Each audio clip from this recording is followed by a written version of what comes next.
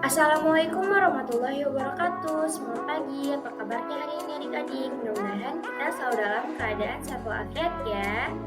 Pada kesempatan kali ini kita akan membahas materi kelistrikan pada sel syaraf manusia. Kelistrikan pada sel syaraf. Tubuh kita dapat menunjukkan adanya gejala kelistrikan, khususnya pada syaraf yang disebabkan adanya impuls, sinyal pada sel syaraf. Mengapa kita dapat merasa sakit ketika dicubit? Ternyata rasa sakit tersebut muncul karena kulit menerima rangsangan berupa cubitan. Rangsangan tersebut selanjutnya diubah oleh sel syaraf dalam kulit menjadi impuls. Kajian yang khusus mempelajari tentang aliran impuls pada tubuh manusia disebut biolistrik. Tegangan atau beda potensial pada tubuh berbeda dengan yang kita bayangkan seperti listrik rumah tangga. Kelistrikan pada tubuh hanya berkaitan dengan komposisi ion yang terdapat dalam tubuh, bukan listrik yang mengalir seperti pada kabel listrik di rumah-rumah. Ilustrasi muatan listrik pada sel syaraf. Sel syaraf menghantarkan impuls karena terjadi pertukaran ion-ion di dalam dan di luar membran sel syaraf. Pertukaran ion tersebut tidak dapat terjadi begitu saja tanpa adanya rangsangan. Rangsangan yang cukup kuat dapat mengaktifkan pompa ion, sehingga menyebabkan terjadinya pertukaran ion. Saat sel syaraf tidak menghantarkan impuls, muatan positif Na+ melingkup bagian luar membran sel. Pada kondisi demikian, membran sel syaraf bagian luar bermuatan listrik positif dan membran sel bagian dalam bermuatan negatif, Cl-. Mekanisme penghantaran impuls syaraf. Pada gambar A, neurotransmitter dilepaskan dari suatu sel syaraf mengakibatkan impuls diteruskan ke sel syaraf berikutnya. Neurotransmitter tersebut mengakibatkan muatan positif Na+ masuk ke dalam sel syaraf berikutnya. Gambar B, saat muatan positif Na+ masuk ke dalam sel syaraf melalui membran sel, maka terjadilah aliran impuls. Pada gambar C, saat impuls telah mencapai ujung sel syaraf, neurotransmitter akan dilepaskan kembali menuju sel tujuan. Setiap manusia memiliki sistem syaraf yang dapat mengontrol seluruh aktivitas tubuh, contohnya gerak otot. Sistem syaraf terdiri atas sel-sel syaraf yang berfungsi untuk menerima, mengolah, dan mengirim rangsangan yang diterima panca indera. Setiap sel syaraf terdiri atas 3 bagian, yaitu badan sel syaraf, dendrit, dan akson atau neurit. Selain ketiga bahan tersebut, pada sel syaraf juga terdapat selubung myelin.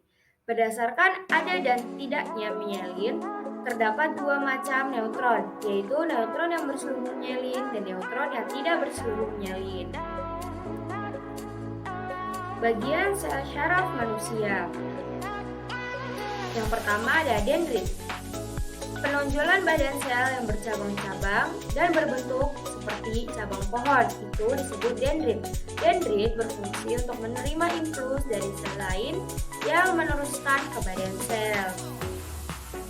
Yang kedua ada badan sel. Di dalam badan sel terdapat inti sel yang dikelilingi oleh sitoplasma. Sitoplasma mengandung organel sel seperti mitokondria, ribosom, badan Golgi, dan retikulum endoplasma khusus milik sel syaraf yang disebut badan mitos. Badan sel berfungsi untuk meneruskan impuls dari dendrit ke akson. Yang ketiga ada akson atau neurit. Penonjolan badan sel berbentuk panjang dan silindris.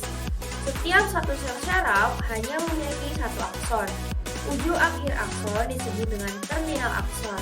Terminal ini memiliki beberapa percabangan dan berbonggol.